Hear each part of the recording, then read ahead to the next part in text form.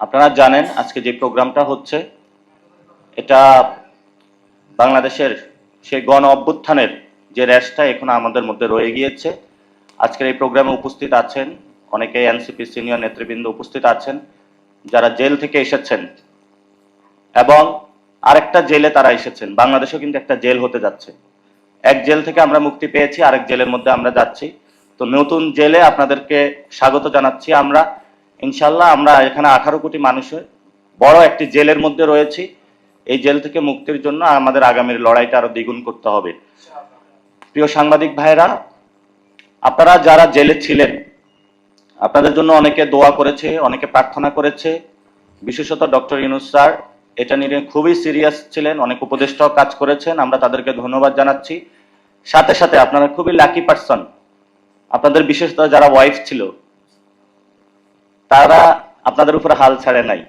প্রত্যেকটা বারান্দায় তারা ঘোরাফেরা করেছে, প্রত্যেকটা জায়গায় তারা গিয়েছে, আপনাদের আজাদির জন্য মুক্তির জন্য তারা লড়াই করেছে। এবং এখানে যারা সামনে আছে তারাও দিনরাত পরিশ্রম করেছে আপনাদের মুক্তির জন্য। অবশেষে আপনারা এসেছেন, আপনাদেরকে আমরা স্বাগত জানাচ্ছি। এবং ওই দিন আমি যখন শহীদ মিনারে নামাজ পড়তে গিয়েছিলাম, এক শহীদের জানাজার নামাজা, তো ওনার মাথাটার হলো অর্ধেক খুলি ছিল না, চাপাতি দিয়ে কোপানো হয়েছে। এবং 64 জন ওনার মতো নেই থাইল্যান্ডে আছেন যারা মৃত্যুর যে কোনো সময় মৃত্যুবরণ করতে পারেন, প্রহর গুনছেন। এবং ওনার ওয়াইফের সাথে কথা হলো, ওনার ওয়াইফ আমাকে জানালো যে তার 3টা সন্তান আছে। এতদিন হসপিটালের বেডে বাচ্চাদেরকে দেখাইতে পারতো যে এটা তোমার বাবা, তো বাচ্চারা বলতো বাবার এই অবস্থা কেন, বাবা কি কথা বলবে না? তো উনি তারপরেও বললো যে আমি তো বাচ্চাদেরকে দেখাইতে পারতেছি, কিন্তু কয়েকদিন পরে তো আমি দেখাইতে পারবো না। তো এরকম অসংখ্য মানুষের যন্ত্রণার মধ্য দিয়ে কিন্তু বাংলাদেশে আমরা নতুন একটি ডেমোক্রেটিক ফর্মের জন্য ইচ্ছা পোষণ করেছিলাম। কিন্তু যে বিষয়টা বাংলাদেশে, এটা আপনারা যারা জেল থেকে মুক্তি পেয়ে এসেছেন সেটা দেখেছেন, বাংলাদেশে টোটালি একটা ইলেকশন ইঞ্জিনিয়ারিং হয়েছে, যেটা সেট আপটা অনেক আগেই করা হয়েছিল। কে কত আসন পাবে, কিভাবে পাবে।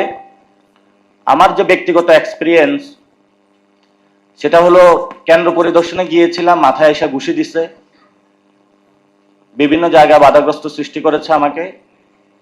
তারপরে হলো সন্ধ্যার পরে একসাথে আমাদের 97 কেন্দ্রে তারা একসাথে অ্যাটাক দিয়েছে এবং আমাদের সবাইকে নাজেহাল বানিয়ে দিয়েছে। তো যেটা বাংলাদেশে হচ্ছে এটা কর্পোরেট সিস্টেমে একটা ইলেকশন, অর্থাৎ আপনার কাছে 1000 কোটি টাকা থাকবে, আপনি চাঁদাবাজি সন্ত্রাসী দুর্নীতি করবেন, টাকা কামাবেন, 5 বছর মানুষের উপর অত্যাচার করবেন, তারপরে সবার সামনে আল্লামা হিসেবে উপস্থিত হবেন, হয়ে বলবেন আমাকে ভোট দাও। তো মানুষ আপনাকে হলে ভোট না দিল, আপনি এক জায়গায় বাচ্চারে পাঠাবেন, এক জায়গায় বউরে পাঠাবেন, এক জায়গায় ভাগিনারে পাঠাবেন, এবং আপনি এক জায়গায় যাবেন, গিয়ে যে কোনো মূল্যে ইলেকশনের রেজাল্টটা রিগিং করে নিয়ে এসে বলবেন আমি হলাম এমপি। ইনশাল্লাহ মানুষ আমাদের উপর ভরসা রেখেছে। আমরা বাংলাদেশের মানুষের উদ্দেশ্যে যেটা বলতে চাই, আমরা আপনাদের কাছে গিয়েছি, আপনারা আমাদেরকে ভালোবাসা দিয়েছেন পুরো বাংলাদেশে শাপলাকলিতে। আমরা অতটুকু এক্সপেকটেশন করি না যে ভালোবাসা আমাদেরকে দিয়েছেন। একজন মহিলা, তার বয়স 90-এর উপরে, সে সাভার থেকে আমাকে ভোট দিতে এসেছিল, কথা বলতে পারে না, একজন ক্যান্সারের রোগী ভোট দিতে এসেছিল। কিন্তু এই মানুষের ভোটগুলো হলো তারা চুরি করেছে। মানে সোজা কথা, এখানে ভোট চোর। একটা ভোট চোর যদি পার্লামেন্টে যায়, সে তো জনগণের পকেটের টাকা চুরি করবে, ব্যবসায়ীর টাকা চুরি করবে, এমন কোনো জায়গা নাই যেখানে হলো সে হাত বসাবে না। ভোট চোর তো আছে, এখন হলো চোর দয়। এটারা আরো বললে ত্রিপল আরো বাড়ানো যায় আর ভাগিনা, একদম পুরো একটা গোষ্ঠী শব্দ হলো ভোট চোর। এই পরিস্থিতির মধ্যে দিয়ে যাচ্ছে। কিন্তু যেটা বাজে অভিজ্ঞতা হলো ইয়াং জেনারেশনের, তারা তো কেন্দ্র কেন্দ্র ছিল, তারা দেখেছে কিভাবে হলো বাংলাদেশে ভোট চুরি হয়েছে। তো আপনারা সাংবাদিক ভাইরা যারা আছেন, আগেও আপনাদের সাথে আমার নির্বাচন কমিশন এখানে বারবার কথা হয়েছে যে বাংলাদেশে ইলেকশন যে সিস্টেমটা আছে এটা টোটালি এটা একটা করাপ্টেড সিস্টেম। যেই সিস্টেমের মধ্যে আপনার অনেক টাকা প্রয়োজন হবে, এই টাকাগুলো হলো জনগণের পকেটের কাটা টাকা। এই পরিস্থিতি আসলে বাংলাদেশে চলতে দেওয়া যাবে না। যারা এই নির্বাচনটা করেছেন, আল্লাহর দোহাই লাগে, অনেক চান্দাবাজ সন্ত্রাস দুর্নীতিবাজকে আপনারা সংসদে ঢুকিয়েছেন, এদেরকে কোনো মন্ত্রণালয় দিবেন না। যতটুকু হয়েছে ততটুকু সীমাবদ্ধ থাকেন। চুরি করেছেন, সিনা চুরি করতে যাবেন না। এখন আমরা বিভিন্ন জায়গায় শুনতেছি, কেউ যোগাযোগ মন্ত্রণালয়, কেউ ওই মন্ত্রণালয়, কেউ গৃহায়ণ মন্ত্রণালয়। আগে যা গণপূর্ত মন্ত্রণালয়ে চুরি হয়েছে সেগুলোর আমরা হিসাব পাই নাই, আগে যা দুর্নীতি হয়েছে সেগুলোর আমরা হিসাব পাই নাই। তো মানুষ আমাদেরকে ভালোবাসা দেখিয়েছে, আমরা আগামীতে প্ল্যান করেছি যে মানুষের কাছে যাব, আমরা আরো কষ্ট করব বেশি। যে মানুষগুলো আমাদের ভোট দেয় নাই তাদের কাছে যাব, যাতে তাদের মন জয় করতে পারি। এবং আমরা একটা দাওয়াতি কার্যক্রম আমি চিন্তা করছি শুরু করব, যে সকল লোক চাঁদাবাজি সন্ত্রাসী করে, যা বলবো বাবা তুমি এগুলো আর করিও না, নতুন বাংলাদেশ গড়ি চলো, এবং তাদের বাসায় বাসায় যায় তাদেরকে দাওয়াত দিয়ে আসবো। এছাড়া তো আসলে কোনো উপায় নাই আমাদের। তো জনগণ যারা আমাদের উপরে বিশ্বাস রেখেছে পুরো বাংলাদেশে, আমরা আপনাদেরকে ধন্যবাদ জানাই। বিশেষত আমাদের কয়েকটি আসন যেটাতে আমরা পাশ করেছি, সেখানে হলো প্রবাসীদের ভোট। প্রবাসীরা অভূতপূর্বভাবে শাপলাকলি এবং আমাদের 11 দলীয় জোটে হলো ভোট দিয়েছে তারা। আমরা আপনাদের কোনো কিছু দিয়েই এই ঋণ বাংলাদেশে শোধ করতে পারবো না। বাংলাদেশ যখন বিপথে যাচ্ছে, প্রবাসীরা কিন্তু বাংলাদেশে গণ অভ্যুত্থানও এগিয়ে এসেছিল, এবং আসার কারণে এই মানুষগুলো যারা বাংলাদেশে এসেছে, এরা যে বাংলাদেশে ফিরতে পারবে তাদের কিন্তু আশা ছিল না। কাউকে মৃত্যুদণ্ড দেওয়া হইতো, কাউকে আজীবন জেলে রাখা দেওয়া হইতো। তারা বাংলাদেশে ফেরত এসেছে মানে কি নতুন বাংলাদেশ সৃষ্টি হয়েছে। তা আপনারা ভোট দিয়ে নতুন ভাবে বাংলাদেশকে জাগিয়ে তুলেছেন, গণ অভ্যুত্থানও ছিলেন, আপনাদের দিকে আমরা তাকিয়ে আছি। যখন আন্দোলন হচ্ছিল তখন আপনারা রেমিটেন্স বন্ধ করে দিয়েছিলেন, শাটডাউন কর্মসূচি, গণভোটের পক্ষে হাঁ ক্যাম্পেইন করেছিলেন, এবং সব প্রবাসী গণভোটে হাঁ দিয়েছে নির্বিচারে বাংলাদেশ গঠনের জন্য। তো এখনো নতুন বাংলাদেশে আপনারা দেখবেন এক চোর তো ইন্ডিয়া পালায়া গেছে, আরেকজন চুরি করার জন্য রেডি হচ্ছে।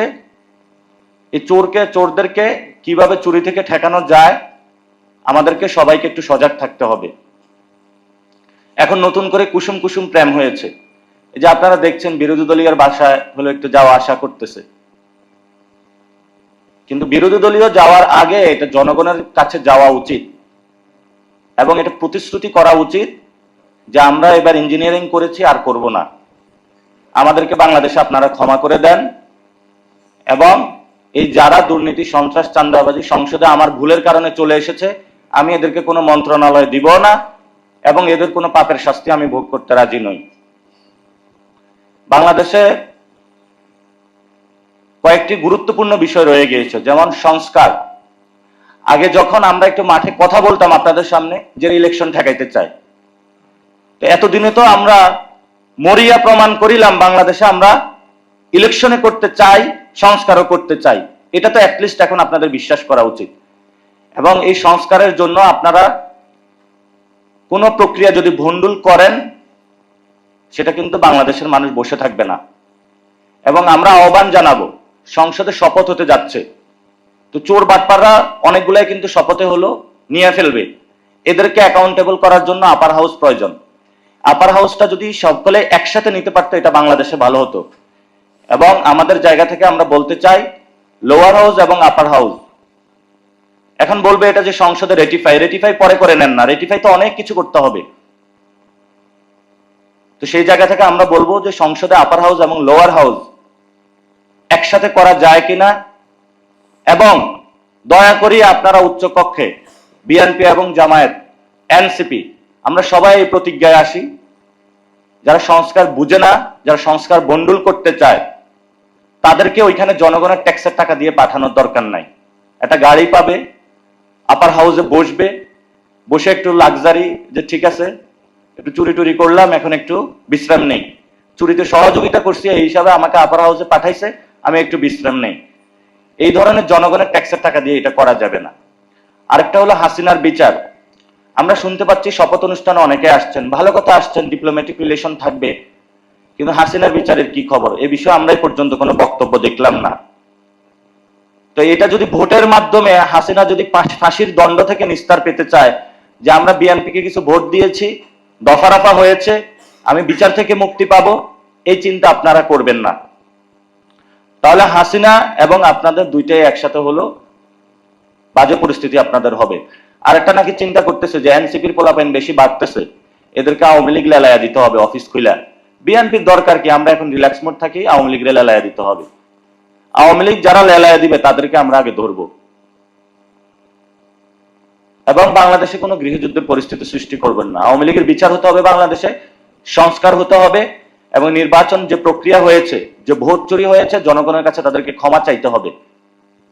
আমাকে প্রশাসনিক অফিস থেকে এই যে ভোট চুরির তারা সহযোগিতা করেছে, প্রিজাইডিং অফিসার থেকে তারা হলো রাতের বেলা অবরুদ্ধ করে রেখেছে, এবং রিটার্নিং কর্মকর্তার অফিসের সামনে মির্জা আব্বাসের ওয়াইফ আফরুজা আব্বাস, একটু বেশি মনে ভালোবাসা, সব লোকজন নিয়ে মব করার জন্য উপস্থিত হয়েছে স্বামীর জন্য।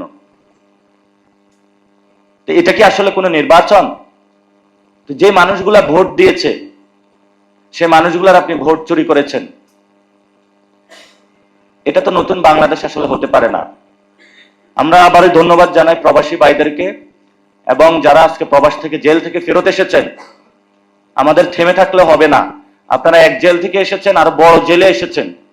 বাংলাদেশ নতুন জেলে হতে যাচ্ছে, যেখানে আমাদের ভাইদেরকে পাটা হাড্ডি টাড্ডি গুঁড়া করে দিতেছে বিভিন্ন জায়গায়, বিভিন্ন সহিংসতা তারা উস্কে দিচ্ছে। এত 1 বছর 1.5 বছর করেছে চাঁদাবাজি, মামলাবাজি, এখন তারা সন্ত্রাসের রাজত্ব বাংলাদেশে কায়েম করতেছে। তো চাঁদাবাজি, সন্ত্রাস, দুর্নীতি তো প্রস্তুতি নিচ্ছে। সব দুর্নীতিবাজ যারা আগে দুর্নীতির সাথে সংশ্লিষ্ট যাদের নাম ছিল তাদেরকে আমরা শুনতে পাচ্ছি আবার এই মন্ত্রণালয়ের দিকে নিয়ে যাওয়া হচ্ছে। এটা আসলে কোনো নতুন বাংলাদেশ না। তো বিশেষত সাংবাদিক ভাই যারা আছেন, আপনাদের উপরে কি হয় আল্লাহ জানে। আপনারাও ইয়া নাফসি করেন, রমজানের দোয়া টোয়া শুরু করেন, দুরুদ পড়েন, তার কথা বলতে পারবেন নাকি বলবেন না, বা পারবেন না। নতুন বাংলাদেশে আবারই সেই ফেসিজম শুরু হতে যাচ্ছে, এবং আশা করব যে আপনাদের লড়াই আপনারা জারি রাখবেন। আপনারা কারো কাছে বিবেক বর্গা দিবেন না, এবং আপনারা সেই শক্তি এবং সাহস দেখিয়েছেন। আপনাদেরকে আমরা স্যালুট জানাচ্ছি, আগামী তারা আপনাদেরকে অনেক স্যালুট জানাতে যাচ্ছি আমরা। মালিক কি বলছে, সম্পাদক কি বলছে, দরকার নাই শোনার। উনার পকেটে টাকা পাইছে, আপনি তো পান নাই। যে টাকা বেতন পান এই টাকা দিয়ে তো বাসা ভাড়া দিতে পারেন না। তো মালিকরাও বুক করছে, সম্পাদকরাও বুক করছে।